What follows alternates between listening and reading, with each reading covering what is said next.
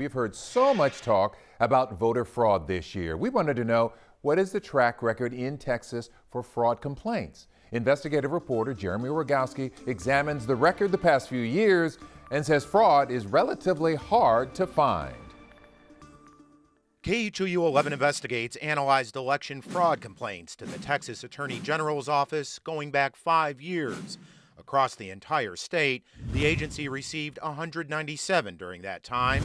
18 were from the Houston area. Those numbers barely exceed dozens out of tens of millions of votes cast. For elections just in 2020, the Texas AG's office has received 23 fraud complaints statewide, only 6 in the Houston area.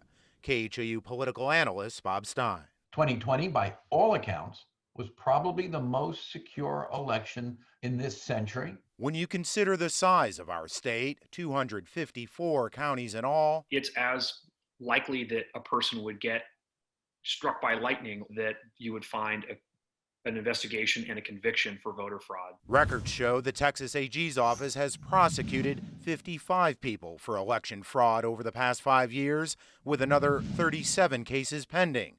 The most common crimes: making false statements on voter applications and vote harvesting, where an outside party manipulates mail ballots. UH political science professor Brandon Rottinghouse. We also know that these cases tend to be fairly small potatoes. They're not all massive conspiracies. There aren't tens of thousands of these votes that are going to swing elections. And so what does that say for the voting public? Should this data give Texans confidence? I think that what it does is give Texans confidence that voter fraud is extremely rare. But when it is found, there are prosecutions. And that's exactly what we should expect. It's worth noting that these numbers do not include offenses reported to local law enforcement, but we checked in Harris County, for example, and prosecutions are rare. Only 2 illegal voting cases over the past 5 years. Back to you.